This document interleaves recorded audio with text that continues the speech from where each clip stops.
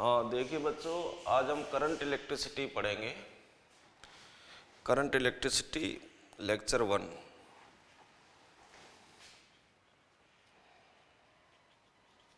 Lecture 1 current electricity.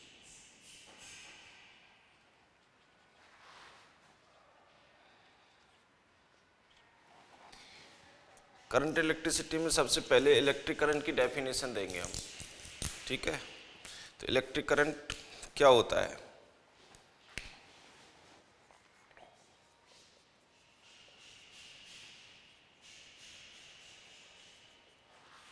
वैसे तो electric current दो टाइप का होता है, इंस्टेंटेनियस इलेक्ट्रिक करंट और average electric current. Instantaneous electric current का फॉर्मूला होता है dq/dt।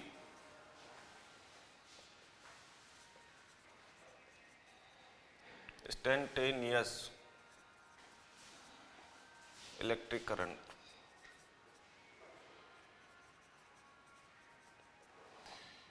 तो rate of flowing charge is known as instantaneous electric current और average current del Q upon del T, average.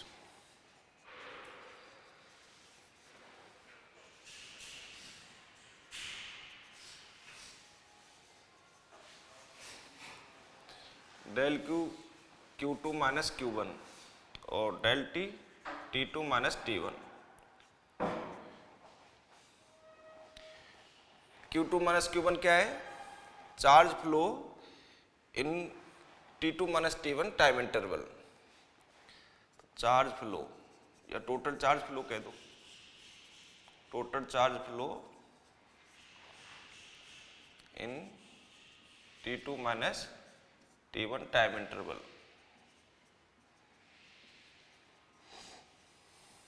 और नीचे time interval T2 minus T1। तो average electric current की जो डेफिनेशन बनेगी वो रेशो के अकॉर्डिंग बनेगी। Ratio of charge flow in time interval T2 minus T1 to T2 minus T1 time interval. और इंस्टेंटेनियस इलेक्ट्रिक करंट की definition, rate of charge flow with respect to time is known as instantaneous electric current. अब दोनों को हम combined बोले, ऐसी definition जिसमें दोनों किया जाए, तो दोनों में टाइम इंटरवल नीचे है और चार्ज फ्लो ऊपर है, तो इसको क्या बोल सकते हैं? Charge flow per unit time interval. Charge flow per unit time interval is known as electric current. इसकी यूनिट क्या बनेगी? ऊपर दोनों में चार्ज है, चार्ज फ्लो है, नीचे दोनों में टाइम इंटरवल है। इसमें स्मॉल टाइम इंटरवल है, नेग्लिजिबल टाइम इंटरवल है, इसमें ज़्यादा टाइम इंटरवल है दोनों में टाइम इंटरवल नीचे। तो टाइम इंटरवल की यूनिट हो जाएगी सेकेंड और चार्ज फ्लो की कूलाम। तो यूनिट होगी इलेक्ट्रिक करंट की, unit of electric current equal to coulomb per second, जिसको एम्पियर भी कहते हैं। कूलाम पर सेकेंड जिसको हम एम्पियर कहते हैं। ठीक है, अब जैसे यहाँ इन फॉर्मूले के रिगार्डिंग क्वेश्चन क्या पूछा जाता है, उस क्वेश्चन को लिखेंगे।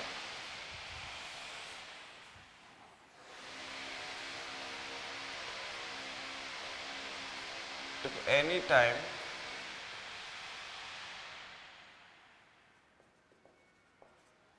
t charge flow is given by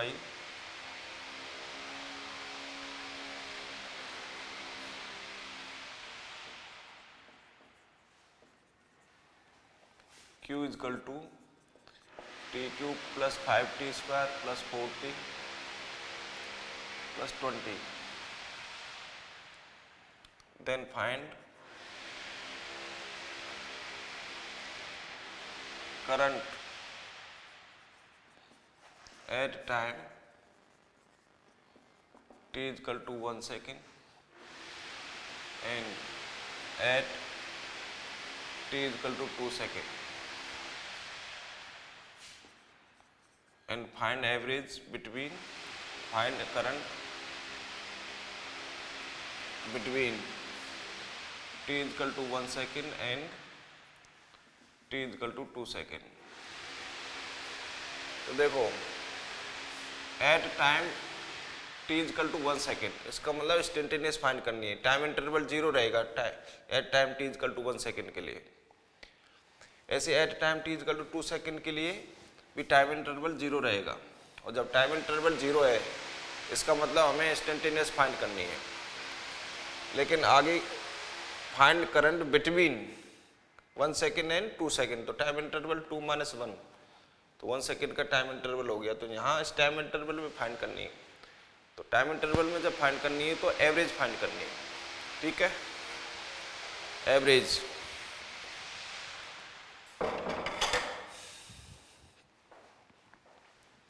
तो देखिए इंस्टेंटेनियस के लिए फॉर्मूला लगेगा ये वाला और एवरेज के लिए फॉर्मूला लगेगा ये वाला।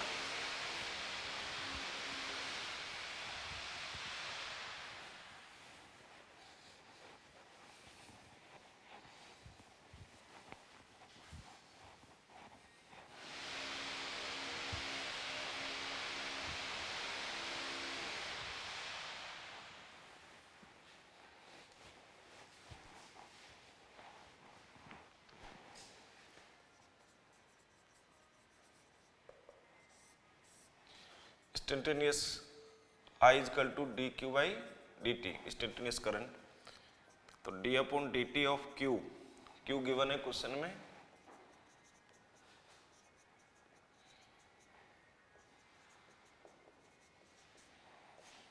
तो I equal to T Q का डिफ्रेंसिएशन 3 माइनस 1 प्लस 5, 2 आगे आ जाएगा 2 माइनस 1, 4 टी की वैल्यू 1, 20 का कितना डिप्रेसिएशन 0 कांस्टेंट का। तो I equal to 3t square plus 5 into 2 कितना बन गया 10, 2 माइनस 1 पावर 1, 4 इंटू 1 4। तो आई की इक्वेशन आ गई। अब हमें जिस टाइम पर पूछा गया है करंट उसी टाइम को पुट कर दो। At time t equal to 1, तो पुटो t इक्वल टू 1 सेकेंड, तो I इक्वल टू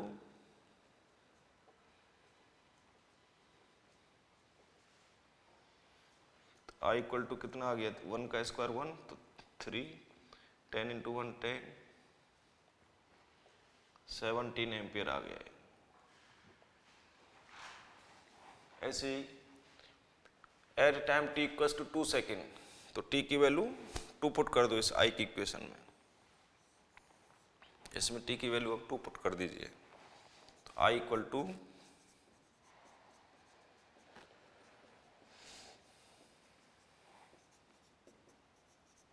2 का स्क्वायर 4, ये 10 into 2 20,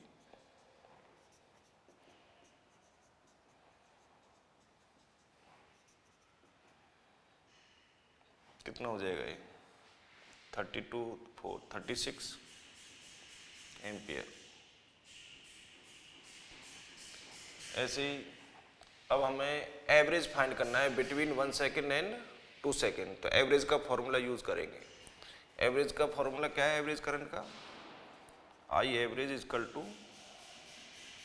del Q upon del T, Q2 minus Q1 upon T2 minus T1। T1 time पर Q1 और T2 टाइम पर Q2 है ना। तो यहाँ T1 पुट करेंगे तो यहाँ Q1 हो जाएगा, और यहाँ T2 पुट करेंगे तो यहाँ पे Q2 हो जाएगा। तो Q1 क्या रहेगा, T1 पुट कर दो,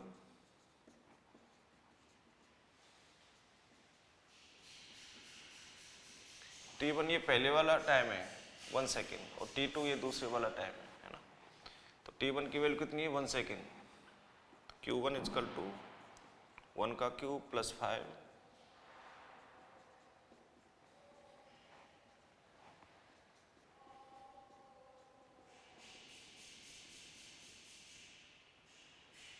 कितना आ गया ये 20 प्लस 10 30 हो गया है, 30 कूलम। ऐसे Q2 जब Q2 यहाँ करेंगे तो यहाँ T2,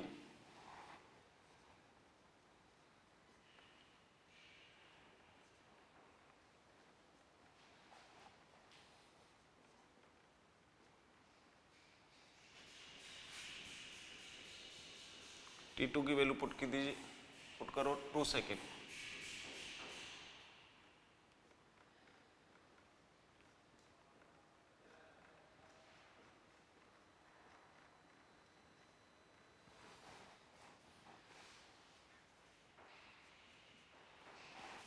तो 2 का क्यूब कितना हो जाएगा 8 प्लस 2 का स्क्वायर 4, 4 5 जा 20, 4 2 जा 8, 20, तो ये कितना हो जाएगा 56 कूलाम।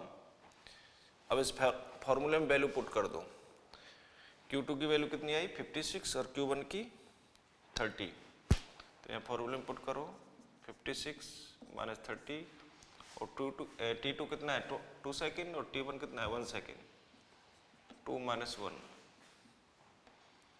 तो ये 26, 2 माइनस 1 1, ये 26 एम्पियर आ गई। तो ये एवरेज करंट आ गई है ना, और इंस्टेंटेनियस करंट डिफरेंशिएशन वाले फॉर्मूले से। तो क्वेश्चन में या तो आपको इंस्टेंटेनियस पूछी जाएगी या एवरेज पूछी जाएगी।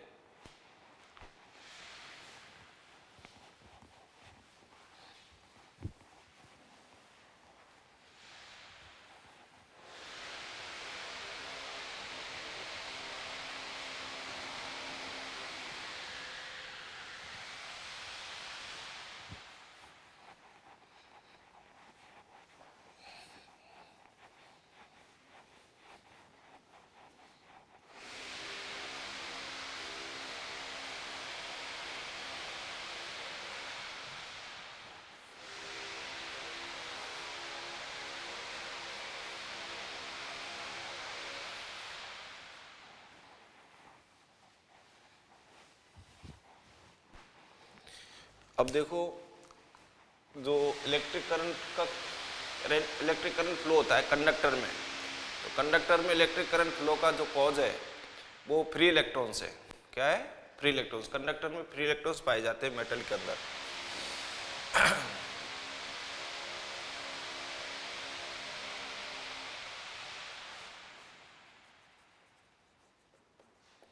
इन कंडक्टर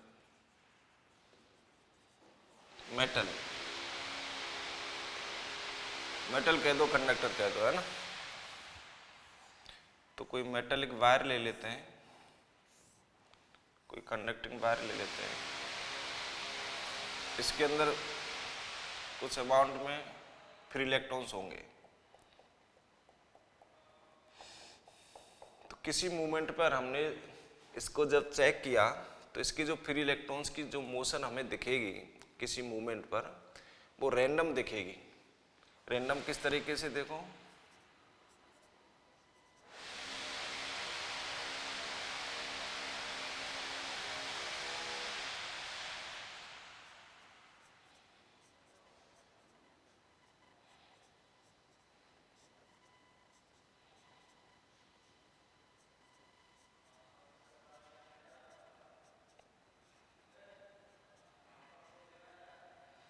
जैसे टोटल फ्री इलेक्ट्रॉन सपोज करते हैं n है इसके, तो ये जो n इलेक्ट्रॉन है वो डिफरेंट डायरेक्शन में मोशन करते हैं, और जिस वेलोसिटी से मोशन करते हैं उस वेलोसिटी को रैंडम वेलोसिटी या थर्मल वेलोसिटी कहते हैं। थर्मल वेलोसिटी या रैंडम वेलोसिटी।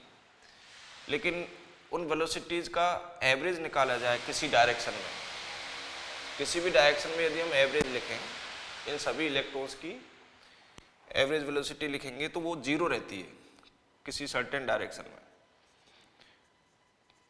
यदि टोटल फ्री इलेक्ट्रॉन्स हम यहाँ कैपिटल N लेके चल रहे हैं इसके अंदर, तो कैपिटल N की जो रैंडम वेलोसिटीज का एवरेज है, जो थर्मल वेलोसिटीज का एवरेज है, वो जीरो रहता है ऑलवेज।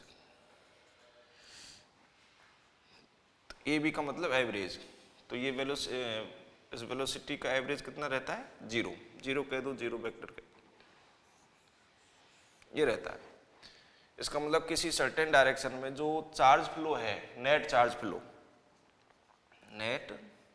फ्लो, वो 0 रहता है। इसका मतलब किसी सर्टेन डायरेक्शन में जो करंट फ्लो है वो 0 रहता है।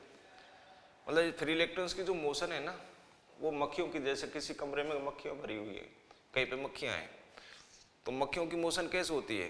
कोई मक्खी ऊपर जा रही है तो कोई साथ के साथ नीचे जा रही है, कोई लेफ्ट में जा रही है तो कोई साथ के साथ राइट में जा रही है। तो जो लेफ्ट में जा रही है उसकी वजह से यदि लेफ्ट में करंट 5 एम्पियर है तो साथ के साथ जो राइट में जा रही हैं उनकी वजह से करंट -5 एम्पियर होगा राइट हैंड साइड में। तो फिर नेट करंट कितनी? 5 - 5 0, या नेट चार्ज फ्लो कितना? 0। तो मक्खियों की तरह रैंडम मोशन होती है, और इस तरीके से रैंडम मोशन होती है कि किसी डायरेक्शन में यदि एवरेज लिखा जाए तो वो 0 रहता है।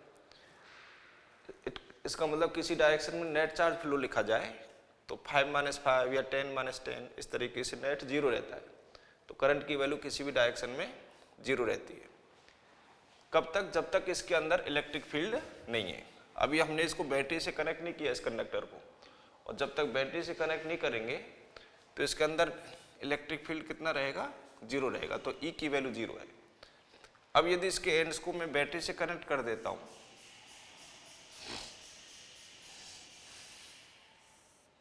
इस वायर को, इस सिलेंडर को बैटरी से कनेक्ट कर देता हूं,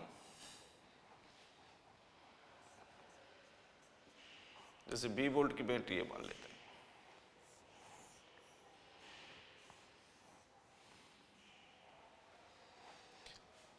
ये कनेक्टिंग वायर है, ये कोई रेजिस्टिव वायर है L लेंथ का,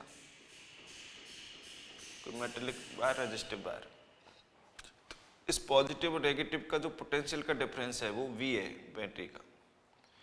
तो जितना पोटेंशियल इस पॉजिटिव प्लेट का होगा उतना पोटेंशियल इस मेटेलिक वायर के इस एंड का होगा, जितना इस नेगेटिव प्लेट का होगा उतना ही इस एंड का पोटेंशियल होगा। तो यहाँ पोटेंशियल डिफरेंस V है, तो यहाँ पर भी प्लस और माइनस का पोटेंशियल डिफरेंस V होगा। तो इस मेटेलिक वायर के अंदर एक इलेक्ट्रिक फील्ड प्रोड्यूस हो जाएगा, हाई पोटेंशियल से लो पोटेंशियल की तरफ, पॉजिटिव से नेगेटिव। पॉजिटिव का मतलब है हाई पोटेंशियल और नेगेटिव का मतलब है लो पोटेंशियल। तो पॉजिटिव से नेगेटिव की तरफ एक इलेक्ट्रिक फील्ड प्रोड्यूस हो जाएगा, लेट उसकी वैल्यू कैपिटल E है। लेट प्रोड्यूस्ड इलेक्ट्रिक फील्ड की वैल्यू इसके अंदर कितनी है? कैपिटल E, प्लस से माइनस की तरफ, हाई से लो पोटेंशियल की तरफ। तो इसके जो फ्री इलेक्ट्रॉन्स हैं मेटल के अंदर, इस वायर के अंदर, उन सभी फ्री इलेक्ट्रॉन्स पर अब फोर्स लगेगा इलेक्ट्रिक फील्ड के अपोजिट में, क्योंकि फ्री इलेक्ट्रॉन्स, इलेक्ट्रॉन कोई भी हो, नेगेटिव चार्ज होता है सभी इलेक्ट्रॉन्स पर। तो सभी फ्री इलेक्ट्रॉन्स पर नेगेटिव चार्ज है। नेगेटिव चार्ज अब फील्ड के अंदर है, क्योंकि फील्ड है प्लस से माइनस। तो इलेक्ट्रिक फील्ड की वजह से इन पर फोर्स लगेगा फील्ड के अपोजिट में, E के अपोजिट में।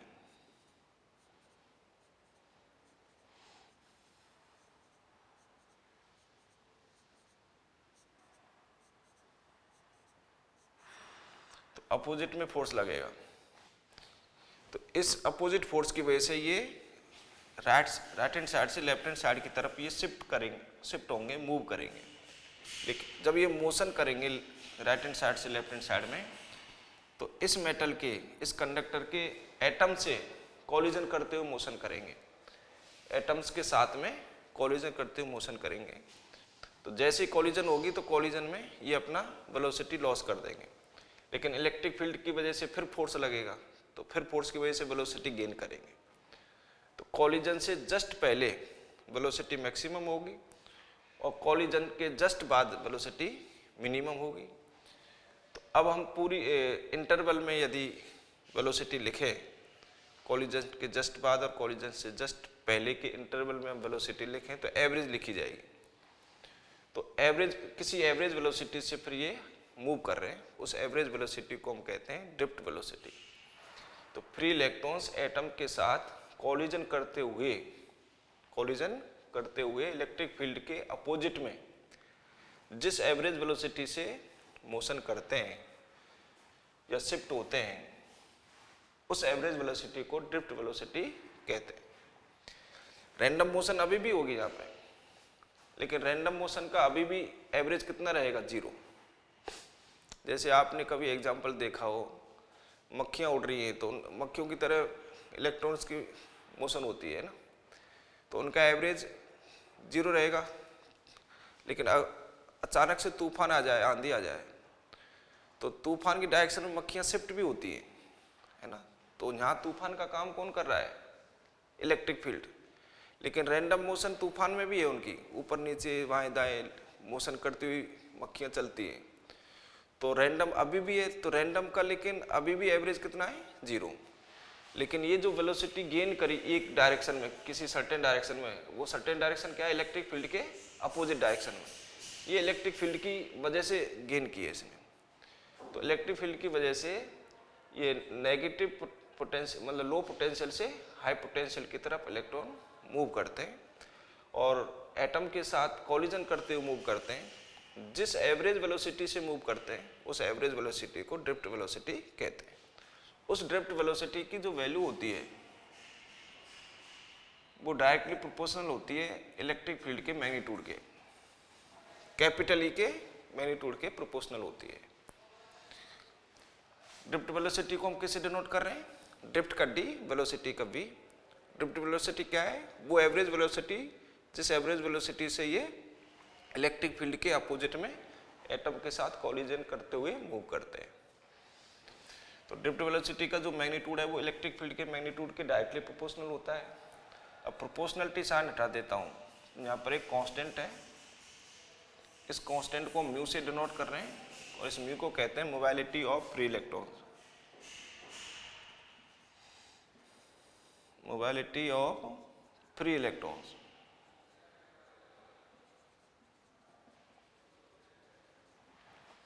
इसकी वैल्यू होती है ई टॉ अपॉन एम, ई टॉ अपॉन एम। यहाँ पर टॉ क्या चीज़ है, ई को और एम को तो आप जानते हो। ई क्या चीज़ है, इलेक्ट्रॉन के चार्ज का मैग्नीट्यूड 1.6 × 10⁻⁹ कूलम। एम क्या चीज़ है, इलेक्ट्रॉन का मास 9.1 × 10⁻31 kg। फिर टॉ यहाँ पे क्या है, टॉ है यहाँ पे, जैसे कोई इलेक्ट्रॉन जल्दी टकरा गया, कोई इलेक्ट्रॉन लेट टकराया है, तो सभी इलेक्ट्रॉन्स का कॉलिजन में जो टाइम है, कॉलिजन करने का जो टाइम इंटरवल है वो सेम नहीं होता, डिफरेंट होता है। तो उन सब का यदि सेम लिखा जाए, मीन्स एवरेज लिखा जाए, तो इस टॉ को कहते हैं हम average collision time, average collision time, जिसको हम रिलैक्सेशन टाइम भी कहते हैं। तो टॉ यहाँ पे average collision time interval, average collision time interval.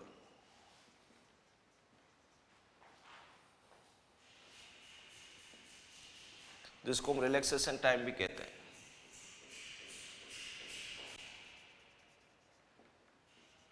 Relaxation time कह दो, रिलैक्सेशन टाइम इंटरवल।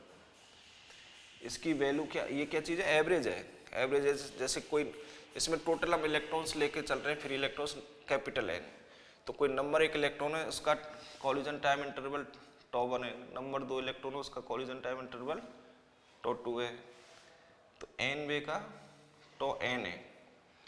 तो एवरेज वैल्यू कितनी हो जाएगी, टॉ 1 + टॉ 2 + डॉट डॉट प्लस टॉ एन अपॉन कैपिटल एन। इस एवरेज टाइम इंटरवल को टॉ से डिनोट किया गया है, कॉलिजन टाइम इंटरवल को। इस टॉ की वैल्यू टेम्परेचर पर डिपेंड करती है। जैसे हाई टेम्परेचर होगा तो टॉ की वैल्यू कम होगी, हाई टेम्परेचर होगा तो इलेक्ट्रॉन्स जल्दी जल्दी मूव करेंगे, जल्दी जल्दी मूव करेंगे तो कॉलिजन जल्दी से हो जाएगी, जल्दी हो जाएगी मतलब कॉलिजन का जो टाइम इंटरवल है वो कम हो जाएगा। तो हाई टेम्परेचर तो टॉ की वैल्यू कम, मतलब टेम्परेचर को हम राइज करेंगे, टेम्परेचर को राइज करेंगे तो टॉ की वैल्यू डिक्रीज होती है, और टेम्परेचर को डाउन करेंगे तो टॉ की वैल्यू इंक्रीज होगी। तो टेम्परेचर की ये इन्वर्सली होता है, टेम्परेचर डिक्रीज करेंगे तो टॉ की वैल्यू इंक्रीज होगी।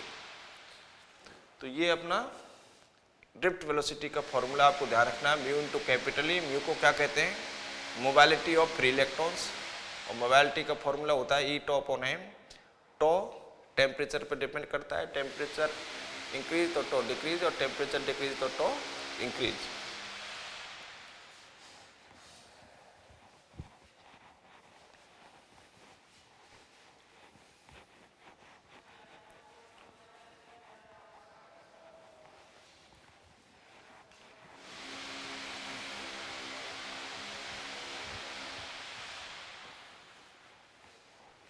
इसके बाद हम ड्रिफ्ट वेलोसिटी और इलेक्ट्रिक करंट में रिलेशन देखेंगे। ड्रिफ्ट वेलोसिटी और इलेक्ट्रिक करंट। अभी जो सेकंड डायग्राम था, उस डायग्राम में इलेक्ट्रिक फील्ड की वजह से मोशन एक ही डायरेक्शन में हो रही थी, इलेक्ट्रॉन्स की हो रही थी इलेक्ट्रिक फील्ड के अपोजिट में। तो फिर करंट फ्लो होता है नेगेटिव चार्ज के फ्लो के अपोजिट। तो इलेक्ट्रॉन फ्लो हो रहे थे फील्ड के अपोजिट में, तो करंट को हम मानेंगे फील्ड की डायरेक्शन में। करंट सपोज करते हैं आई है ना, और ड्रिफ्ट वेलोसिटी को हमने बी डी माना था। तो अब हम रिलेशन लिखेंगे between electric current and drift velocity.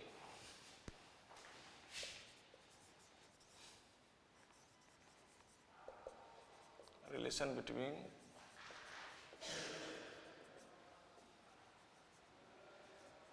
Electric current and drift velocity.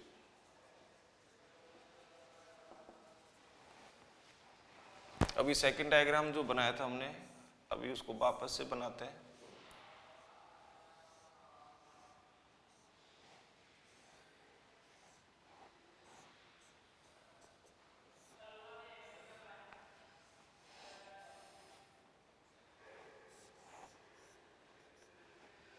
B volt की बैटरी से हमने कनेक्ट किया है।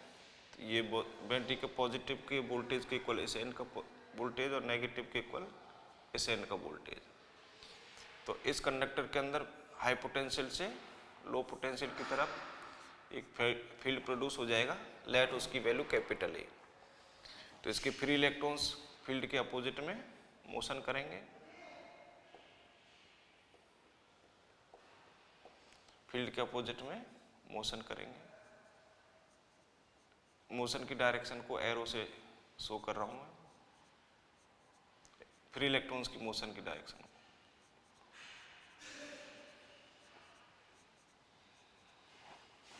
ठीक है, अब कोई दो पोजीशन ले लेते हैं। जैसे सपोज करते हैं इस कंडक्टर के ऊपर एक सर्टेन पोजीशन ये 1 है, और दूसरी कोई सर्टेन पोजीशन है 2।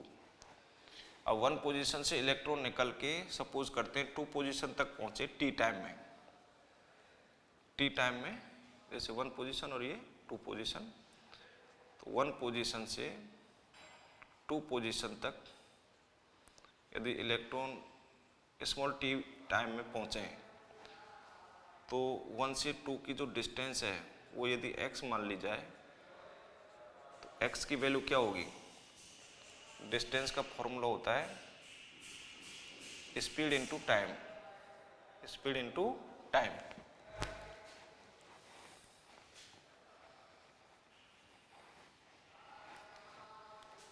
Distance is equal to speed into time. तो डिस्टेंस 1 से 2 तक की जो डिस्टेंस है इसको हमने x माना है, 1 पोजीशन से 2 पोजीशन तक।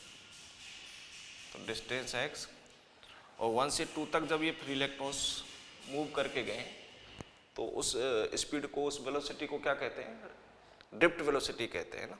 ड्रिफ्ट वेलोसिटी से ये मूव करके गए। इलेक्ट्रिक फील्ड की वजह से इन्होंने ड्रिफ्ट वेलोसिटी गेन कर ली। एटम के साथ कॉलिजन करते हुए जिस एवरेज वेलोसिटी से मूव करते हैं, उस एवरेज वेलोसिटी को ड्रिफ्ट वेलोसिटी कहते हैं। तो यहाँ पे ड्रिफ्ट वेलोसिटी बीडीएम मान के चल रहे हैं, और टाइम कितना माना है हमने यहाँ से यहाँ तक का, 1 से 2 तक का पहुँचने का टी। तो ये टी हो जाएगा डिस्टेंस। अच्छा, 1 से 2 तक का हमें यदि चार्ज निकालना हो, 1 क्रॉस सेक्शन पोजीशन से, 1 जो पोजीशन है इसका कुछ क्रॉस सेक्शनल एरिया होगा कितना जो इस सिलेंडर का है, वायर का है, क्रॉस सेक्शनल एरिया कितना होगा, इसकी रेडियस यदि स्मॉल आर मानी जाए, क्रॉस सेक्शनल एरिया होगा पाई आर स्क्वायर। कितना होगा? पाई आर स्क्वायर इस वायर का। इस सर्कल की रेडियस स्मॉल आर मान लेते हैं, तो ए की वैल्यू पाई आर स्क्वायर। ठीक है, तो इस कैपिटल ए से इसका cross sectional area capital A equal to pi small R square. Uniform thickness का है ये, तो सब जगह क्रॉस सेक्शनल एरिया सेम होगा, जिसकी वैल्यू पाई आर स्क्वायर, उसको मैंने कैपिटल ए से एज्यूम कर लिया। तो इस 1 नंबर की क्रॉस सेक्शनल एरिया से जो टी टाइम में चार्ज फ्लो होके गया है, उस चार्ज फ्लो की वैल्यू यदि हमें निकालनी पड़े, तो चार्ज की वैल्यू कैसे निकालेंगे? ये इलेक्ट्रॉन्स फ्लो होके गए, तो कितने इलेक्ट्रॉन्स फ्लो होके गए, नंबर ऑफ इलेक्ट्रॉन्स निकालें। तो नंबर ऑफ इलेक्ट्रॉन्स निकालने के लिए यदि यूनिट वॉल्यूम में हमें इसकी चार्ज की वैल्यू पता हो, वो यूनिट वॉल्यूम में नंबर ऑफ इलेक्ट्रॉन्स लेके चलेंगे हम, स्मॉल एन से डिनोट करेंगे हम। तो जिस भी मेटल का ये वायर लिया है, उस मेटल में सपोज करते हैं यूनिट वॉल्यूम में जो नंबर ऑफ इलेक्ट्रॉन्स हैं वो स्मॉल एन है, तो स्मॉल एन का नाम क्या है? Number of electrons,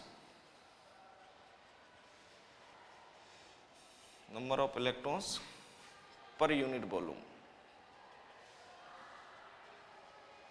number of electrons per unit volume. तो ये यहाँ से यहाँ तक का वॉल्यूम कितना है, उसकी वैल्यू क्या होगी? x तो डिस्टेंस हो गई, क्रॉस सेक्शनल एरिया कैपिटल ये हो गया, तो a इंटू एक्स, यहाँ से यहाँ तक का वॉल्यूम हो जाएगा 1 और 2 पोजीशन के बीच का। तो वॉल्यूम हो जाएगा आपका वॉल्यूम बिटवीन पोजीशन 1 एंड 2, कितना? a into x. तो इस वॉल्यूम में नंबर ऑफ इलेक्ट्रॉन्स कितने होंगे? तो number of electrons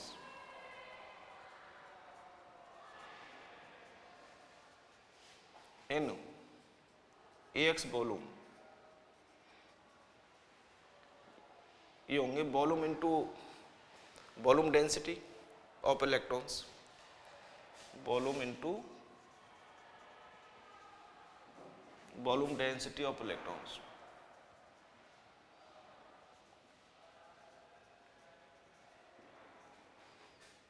of electrons, तो वॉल्यूम कितना है 1 पोजीशन और 2 पोजीशन के बीच का? a into x, A x, capital A into x. और वॉल्यूम डेंसिटी ऑफ इलेक्ट्रॉन्स इस मेटेलिक वायर के अंदर कितनी है? अलग अलग मेटल में अलग अलग स्मॉल एन की वैल्यू होती है, अलग अलग वॉल्यूम इलेक्ट्रॉन वॉल्यूम डेंसिटी होती है। तो ये इलेक्ट्रॉन वॉल्यूम डेंसिटी जो भी वायर हमने यहाँ पे लिया है उस वायर के लिए फिक्स है, उस मेटल के लिए फिक्स है। कितनी है? n। तो ये n, तो AXN हो गया नंबर ऑफ इलेक्ट्रॉन्स। तो चार्ज कितना हो जाएगा फिर? 1 और 2 के बीच जो चार्ज है, उस चार्ज की value, charge between position 1 and 2 equal to volume into volume electron volume density. इसको हम क्या कहेंगे? Electron volume density, electron volume density.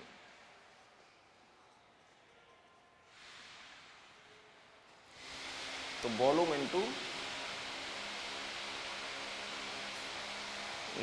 Charge between position 1 and position 2। तो चार्ज क्या कहेंगे हम? जैसे एक इलेक्ट्रॉन पर चार्ज कितना है? स्मॉल ही होता है एक इलेक्ट्रॉन पर। तो कितने इलेक्ट्रॉन्स हैं पोजीशन 1 और 2 के बीच? ये वैल्यू निकाल लिया मैंने, AXN। तो AXN तो नंबर ऑफ इलेक्ट्रॉन्स हो गए, फिर एक इलेक्ट्रॉन पर चार्ज की वैल्यू E होती है, तो फिर AXN E हो गया चार्ज की वैल्यू। इस चार्ज को हम किससे डिनोट कर देते हैं? Q से। लेकिन ये जो चार्ज फ्लो के गया है 1 पोजीशन से 2 तक, वो कितने टाइम में गया है? T टाइम में। तो यूनिट टाइम में कितना फ्लो हो जाएगा? यूनिट टाइम में फ्लो होने वाले चार्ज को हम करंट कहेंगे। तो electric current, electric current I equal to ये फ्लो होने वाला चार्ज Q, लेकिन ये चार्ज Q t टाइम में गया है वन पोजीशन से फ्लो के, तो यूनिट टाइम में कितना जाएगा Q बाई टी, टी से डिवाइड हो जाएगा Q। तो I इक्वल टू Q की वैल्यू पुट कर दो AXNE अपॉन टी, लेकिन x की वैल्यू कितनी है, x की value drift velocity into time, distance 1 से 2 की स्पीड इनटू टाइम, मतलब स्पीड क्या है यहाँ पे ड्रिफ्ट स्पीड, तो ड्रिफ्ट स्पीड इनटू टाइम, तो x की वैल्यू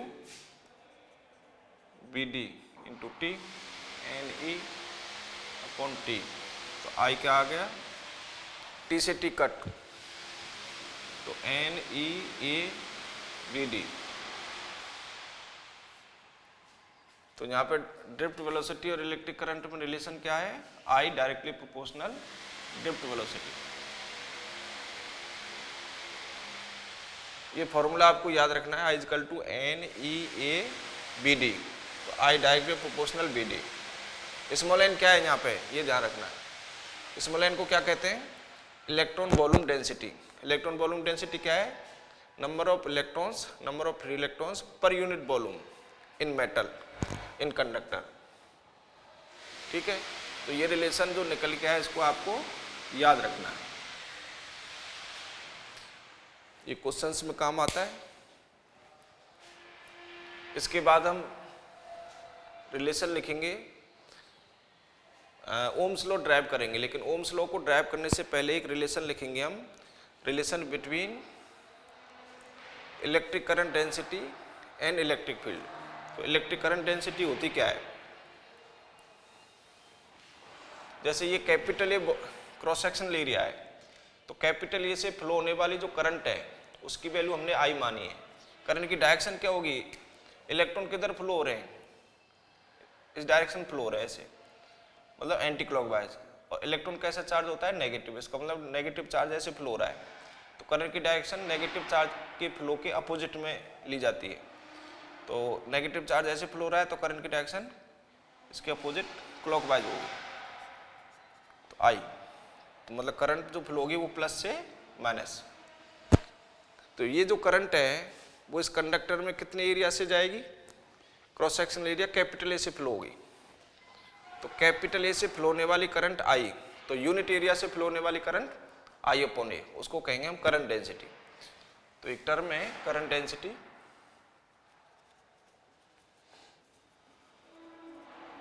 करंट डेंसिटी हेडिंग डाल दो, जिसको हम डिनोट करेंगे J से। तो J का फॉर्मूला हम क्या लिख सकते हैं, J का फॉर्मूला लिख सकते हैं J equal to I upon A।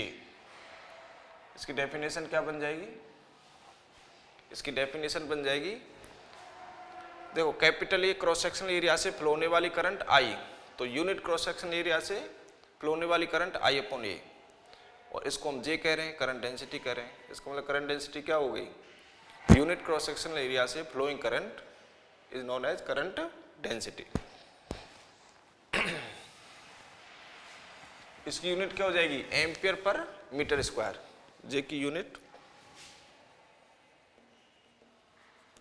Of J is equal to ampere per metre square, ठीक।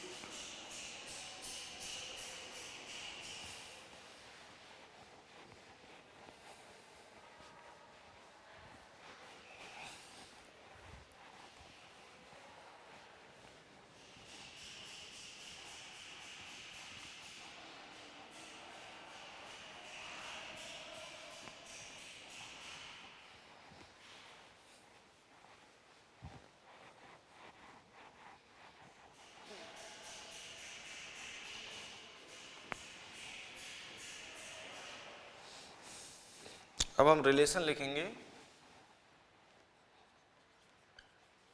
Relation between current density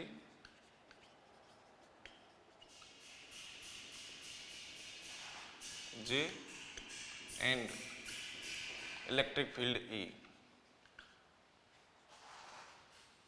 capital. तो अभी हमने रिलेशन निकाला था आई में और बी डी में, मतलब इलेक्ट्रिक करंट और ड्रिफ्ट वेलोसिटी में रिलेशन निकाला था। वो क्या था, I equal to small N E A B D. तो I equal to N E A B D की वैल्यू थोड़ी देर पहले लिखी थी। बी डी का फॉर्मूला क्या था, म्यू इंटू कैपिटल ई। और म्यू का फॉर्मूला क्या था, म्यू क्या था, मोबाइलिटी। मोबाइलिटी का फॉर्मूला लिखा था, यहाँ पे लिख दो because B D equal to mu E. ऐसे म्यू का फॉर्मूला क्या था, because mu equal to E tau upon M. तो म्यू की वैल्यू पुट कर दो, तो ई टॉ अपॉन एम। तो क्या बन गया, I equal to N E square tau upon M. A को हम आई के नीचे ले जाएंगे क्योंकि हमें करंट डेंसिटी में रिलेशन लिखना है। तो करंट डेंसिटी क्या होता है, आई अपॉन ए। तो ए को आई के नीचे ले जाओ, है ना। तो आई अपॉन ए को क्या लिख देंगे, जे, करंट डेंसिटी। और ये कैपिटल ई है, तो N E square tau upon M capital E. ठीक, अब N E tau upon M, तो किसी सर्टेन टेम्परेचर पर किसी मेटल के लिए टॉ फिक्स हो गया। किसी मेटल में एन फिक्स होता है। बैटरी से कनेक्ट करने पर या ज़्यादा वोल्ट से या कम वोल्ट से कनेक्ट करने पर एन की वैल्यू चेंज नहीं होती है। तो कोई हमने मेटेलिक वायर ले लिया, जैसे आयरन का ले लिया, तो आयरन के लिए फिक्स हो गई एन। आयरन के लिए किसी टेम्परेचर पर टॉ की वैल्यू भी फिक्स हो गई। तो ये पूरा कांस्टेंट हो गया। ये इस पूरे कांस्टेंट को मैं सिग्मा मान लेता हूँ। तो यहाँ पर hair N E square tau upon M को मैं सिग्मा एज्यूम कर लेता हूँ, और सिग्मा को कहते हैं कंडक्टिविटी। कंडक्टिविटी ऑफ मेटल या ऑफ कंडक्टर। मेटल कह दो, कंडक्टर कह दो। ऑफ मेटल, सिग्मा का नाम क्या दे रहे हैं हम, कंडक्टिविटी ऑफ मेटल या कंडक्टिविटी ऑफ कंडक्टर। तो हमने इस पूरे कांस्टेंट को सिग्मा से रिप्लेस कर दिया।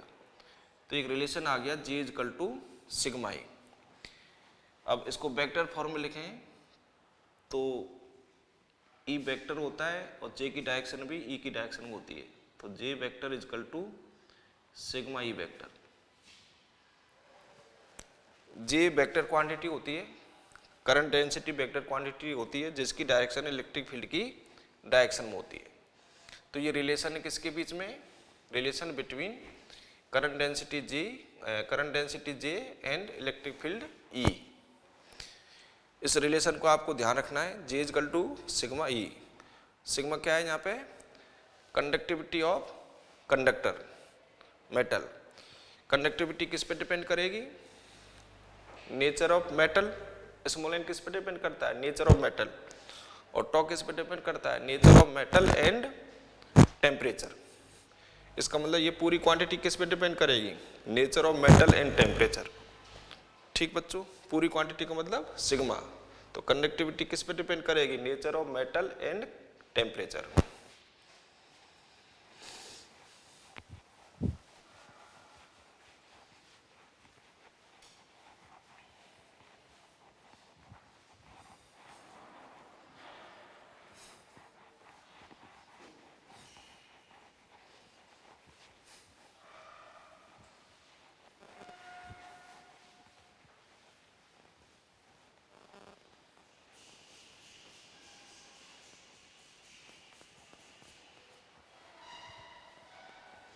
इसके बाद में ओम्स लॉ का डेरिवेशन है।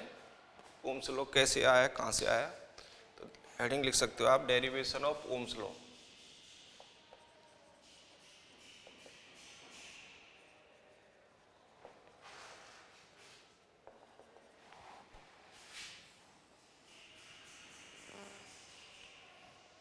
कोई मेटेलिक वायर है सिलिंड्रिकल, इसकी लेंथ L है, इसको 20 वोल्ट की बैटरी से हम कनेक्ट कर देते हैं।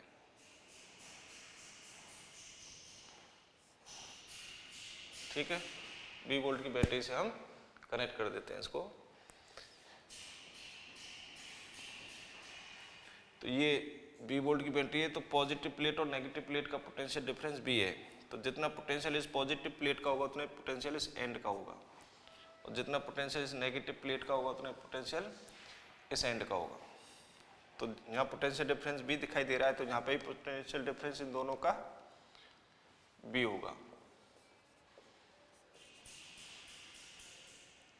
ये हाई पोटेंशियल एंड हो गया कंडक्टर का, और ये लो पोटेंशियल एंड हो गया। तो इसमें जो फील्ड प्रोड्यूस होगा वो हाई पोटेंशियल एंड से लो पोटेंशियल एंड की तरफ सपोज करते हैं कैपिटल ई प्रोड्यूस हुआ है इलेक्ट्रिक फील्ड की वैल्यू। ठीक है बच्चों। तो अब इसके अंदर जो इलेक्ट्रॉन्स हैं वो किधर मूव करेंगे, फ्री इलेक्ट्रॉन्स इलेक्ट्रिक फील्ड के अपोजिट में, इलेक्ट्रिक फील्ड के अपोजिट में मूव करेंगे। किस वेलोसिटी से मूव करते हैं, एटम के साथ कोलिजन करते हुए जिस एवरेज वेलोसिटी से मूव करते हैं उसको ड्रिफ्ट वेलोसिटी कहते हैं ना, वीडी से डिनोट करते हैं उस वेलोसिटी को, ड्रिफ्ट वेलोसिटी को। तो अब हम ओम्स लॉ को ड्राइव करेंगे, तो ओम्स लॉ को हम कहाँ से ड्राइव करेंगे, अभी जो हमने फॉर्मूला ड्राइव किया था ना G = सिग्मा ई, वहाँ से स्टार्ट करेंगे। क्या रिलेशन ड्राइव किया था between current density and electric field, G = sigma E. तो we know that G = sigma E. अब ओम्स लॉ तो V = IR, मतलब I में है करंट, J को हम करंट की फॉर्म में अगेन लिख देंगे। J क्या है, I/A, क्योंकि V = IR, हमें I चाहिए, तो J को हमें I/A लिखना है, क्योंकि ओम्स लॉ में I है ना कि J। फिर सिग्मा। अच्छा E की वैल्यू देखो, जैसे कैपेसिटर में आपकी ये पॉजिटिव प्लेट थी और ये नेगेटिव प्लेट थी, तो पॉजिटिव प्लेट से नेगेटिव प्लेट की तरफ इलेक्ट्रिक फील्ड था, दोनों प्लेटों का पोटेंशियल डिफरेंस B था, और बीच की डिस्टेंस आपकी वहाँ कैपेसिटर में D थी।